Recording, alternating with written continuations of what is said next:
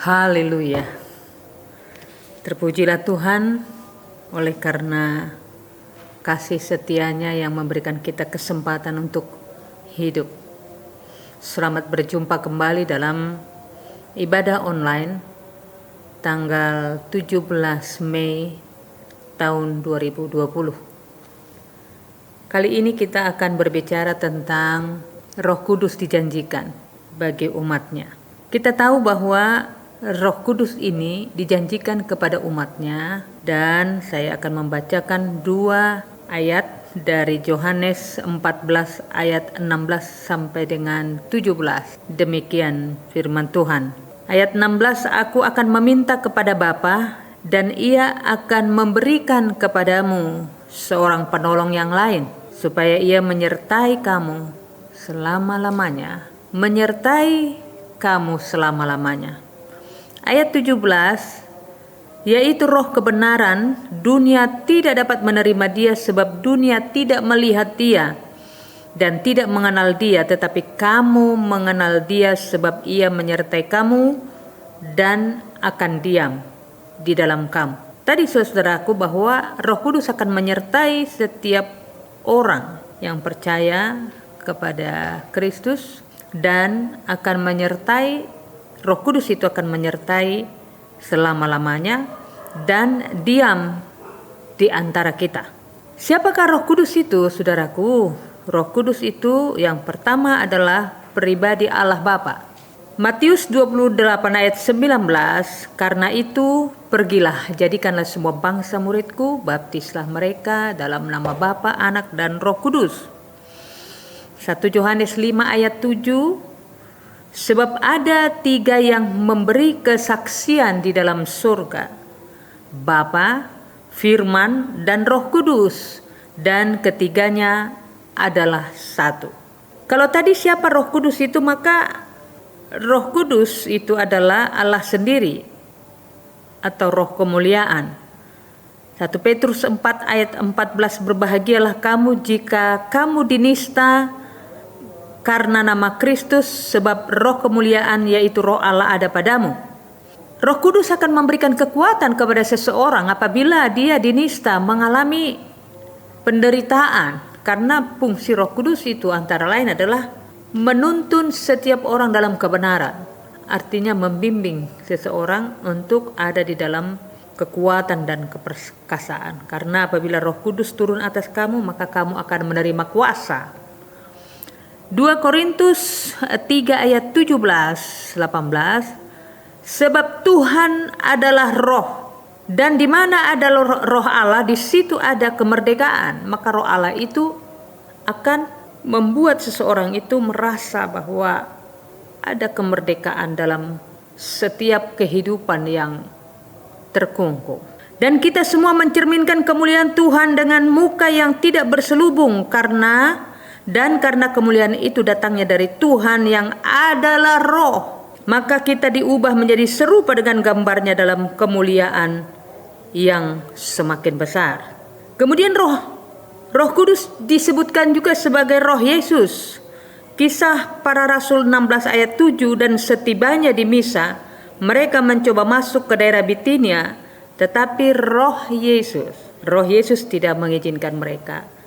Jadi saudaraku, bahwa Roh Allah itu, Roh Kudus itu saudaraku, disebutkan sebagai pribadi Allah Bapa, disebut sebagai Roh Allah sendiri, disebut Roh kemuliaan, dan disebut bahwa Tuhan adalah Roh.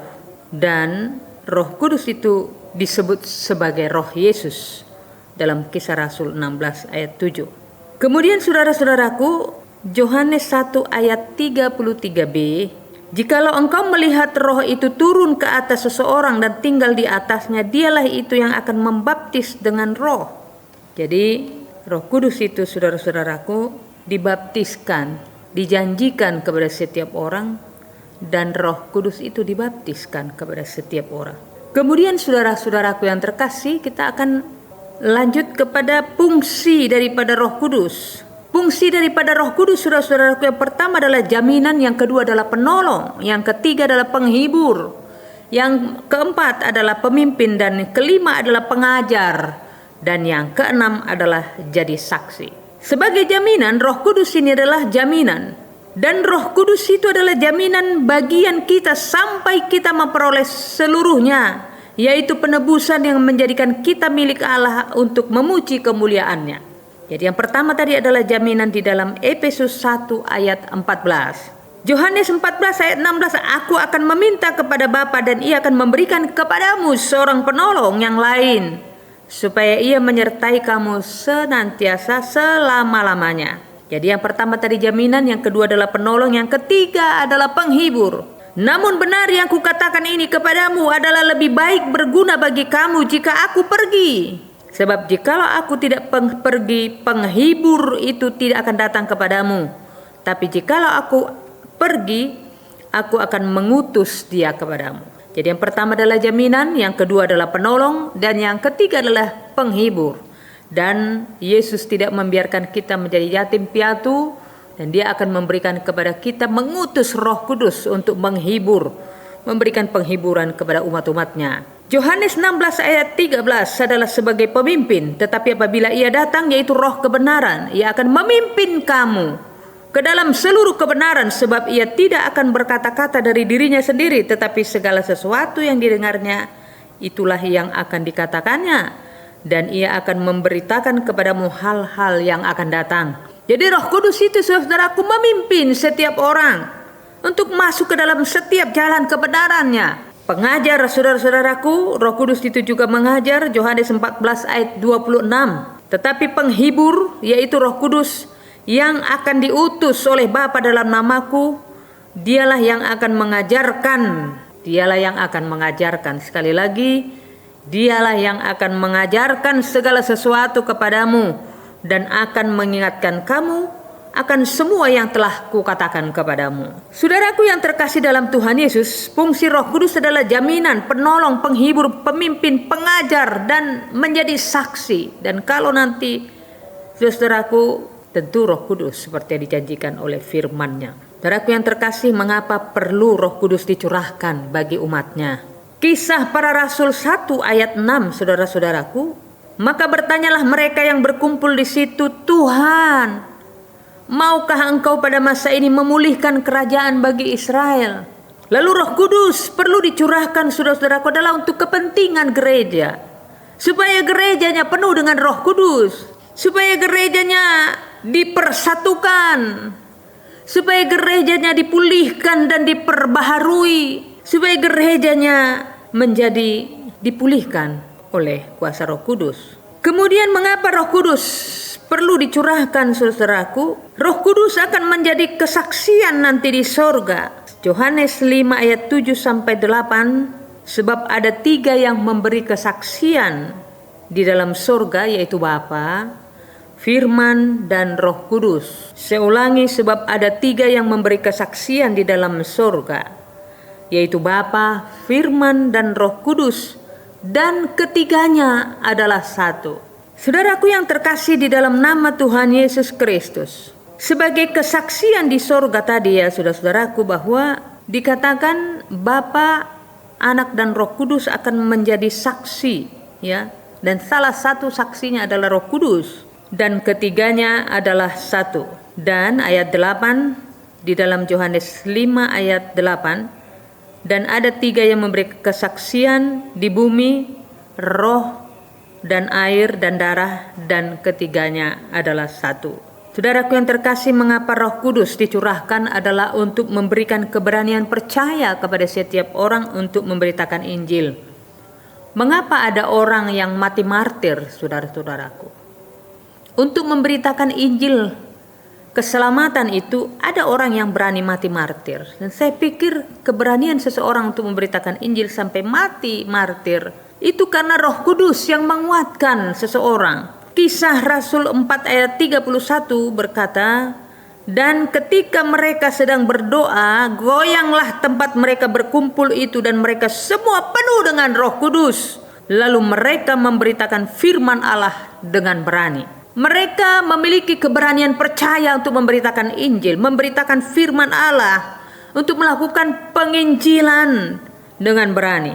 Kemudian saudaraku, Roh Kudus memperbaharui umatnya. Titus 3 ayat 5, Pada waktu itu Dia telah menyelamatkan kita bukan karena perbuatan baik yang telah kita lakukan, tetapi karena rahmat-Nya oleh permandian kelahiran kembali dan oleh pembaharuan yang dikerjakan oleh Roh Kudus. Roh Kudus melakukan pembaharuan.